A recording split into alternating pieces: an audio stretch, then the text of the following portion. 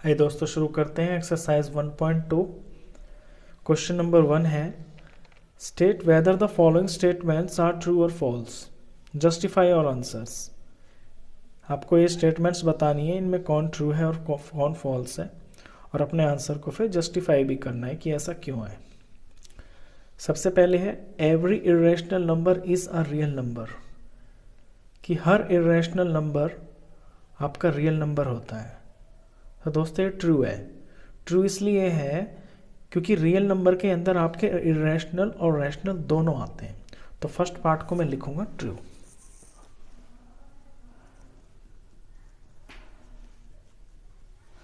इसे थोड़ा और एक्सप्लेन करता हूं।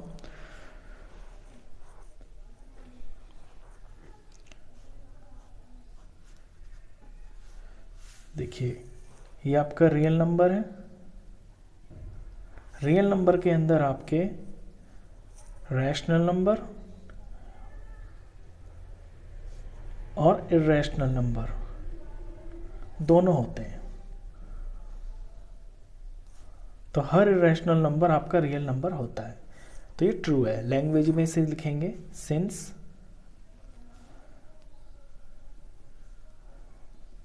collection of real numbers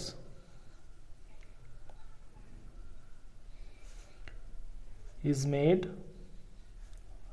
up of rational and irrational numbers.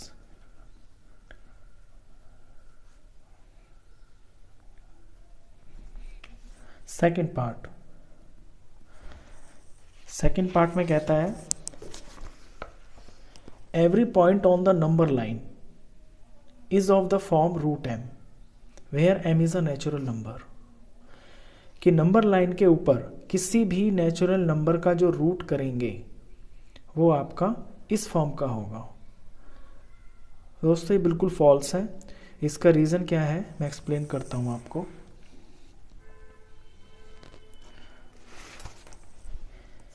कि नेचुरल नंबर, जैसे कि नेचुरल नंबर तो आपके जो होते हैं पॉजिटिव नंबर्स होते हैं। जैसे कोई भी रैशनल नंबर है, 9 है। अब 9 का जब आप रूट करेंगे तो जो इसका आंसर होगा ना वो पॉजिटिव ही आएगा। हर नेचुरल नंबर आपका पॉजिटिव होता है। अब हर नेचुरल नंबर आपका पॉजिटिव होता है तो उसका जो स्क्वायर रूट है वो भी पॉजिटिव ही आएगा, हर बार पॉजिटिव आएगा। और ये कहता है कि every point on the number line is of the form this, कि नंबर लाइन के हर पॉइंट, नंबर लाइन का पॉइंट तो आपका -1 भी है, -2 भी है, -3 भी है।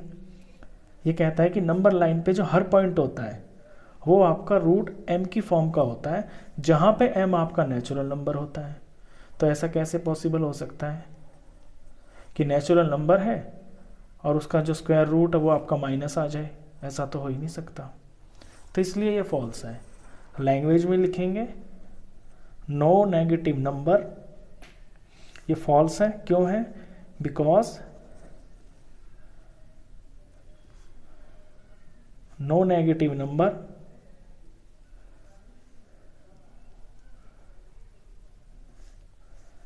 Can be the square root of any natural number. बताया ना मैंने आपको, ये किसी भी नेचुरल नंबर का जो स्क्वायर रूट होता है वो कोई नेगेटिव नंबर नहीं हो सकता। चलिए थर्ड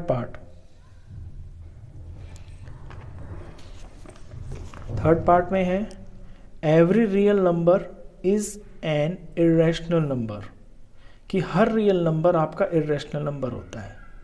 तो ये भी फॉल्स है। और इसको मैं आपको फर्स्ट एग्जांपल से समझा सकता हूँ। यहाँ पे कहते हैं कि एवरी रियल नंबर, यानी कि हर रियल नंबर आपका इरेशनल नंबर होगा। तो रियल नंबर, सारे के सारे जो रियल नंबर होते हैं ना वो आपके इरेशनल नंबर नहीं हो सकते, उनमें रैशनल नंबर भी तो होते हैं, इसलिए ये फॉल्स है। लैंग्वेज में लिखेंगे, आपको एक एग्जांपल दे देंगे। For example 5 is a real number. 5 real number है, बट नॉट इर्रेशनल।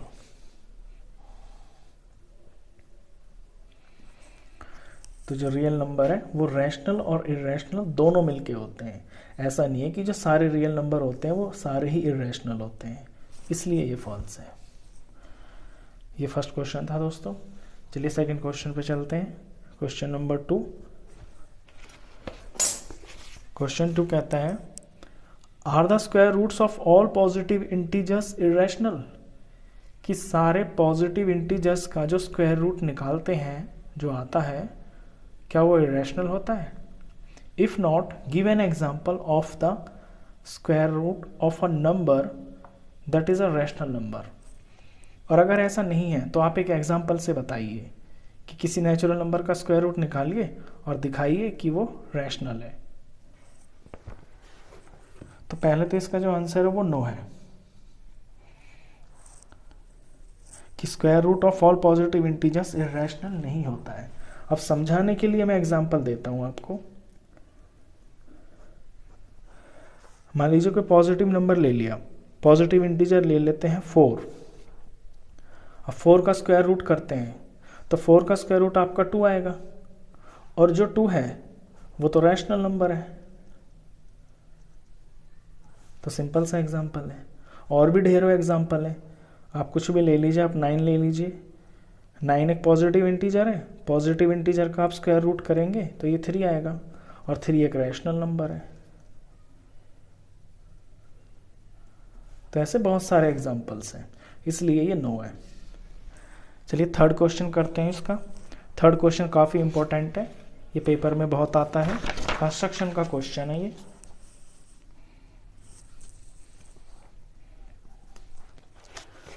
क्वेश्चन है show that √5 can be represented on the number line. आपको दिखाना है कि √5 की जो वैल्यू होती है ना उसे आप नंबर लाइन पे दिखा सकते हैं। तो चलिए इसे करते हैं।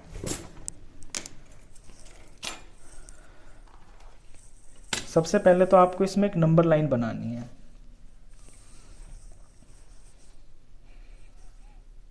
आप इसमें एक नंबर लाइन बनाएंगे, फिर अपने कंपास से इक्वल डिस्टेंस पे इस पे जो पॉइंट्स हैं उन्हें मार्क करेंगे। कोई भी वैल्यू ले लीजिए कंपास पे, अपनी मर्जी से कितना भी खोल लीजिए नॉर्मल, और फिर इक्वल डिस्टेंस पे इन्हें लगाइए।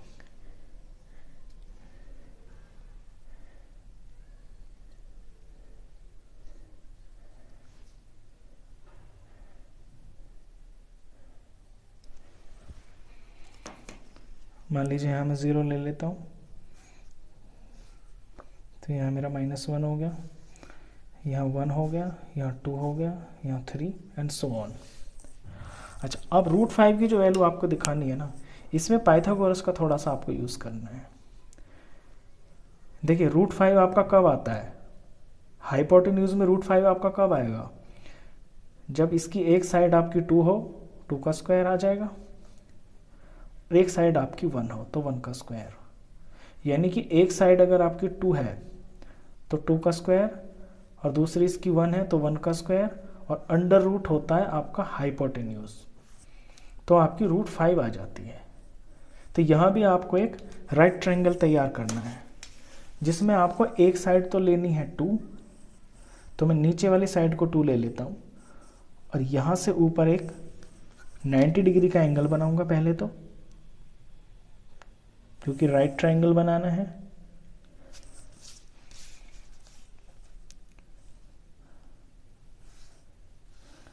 ये मैंने राइट एंगल बनाया। अब इसके ऊपर जो मुझे वैल्यू लेनी है वो एग्जैक्टली यही लेनी है जितना मैंने यहाँ नाप के किया था। इसको जितना 1 मेरा ये है ना, ये इतना ही होना चाहिए इसके ऊपर भी, इस तरह से।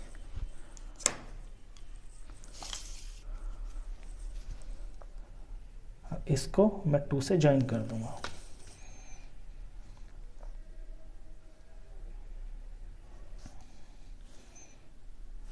इसको 2 से ज्वाइन किया तो ये मेरा राइट ट्रायंगल तैयार हो गया, जिसमें ये साइड मेरी 2 है और ये वाली साइड मेरी 1 है, 1 यूनिट और ये 2 यूनिट। तो पाइथागोरस थ्योरम के अकॉर्डिंग इसका जो हाइपोटेन्यूज है वो तो √5 होगा, यानी इस लाइन की जो लंबाई है ना वो √5 की वैल्यू के बराबर है। अब इस हाइपोटेन्यूज को मैं अपने कंपास के ऊपर ले लेता हूँ, इस मेजरमेंट को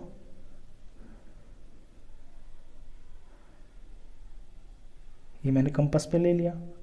अब 0 पे रख के अपने नंबर लाइन के ऊपर मैं इसे ऐसे कट कर देता हूँ।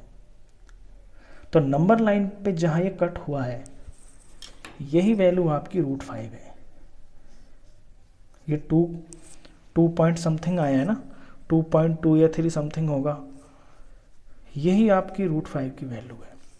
आप इसे प्रैक्टिकल भी करेंगे ना, √5 की वैल्यू निकालनी आपको आती होगी डिवीजन मेथड से, तो जितना यहाँ पे आएगा ना 2 point something, exactly number line के ऊपर भी उतना ही आएगा।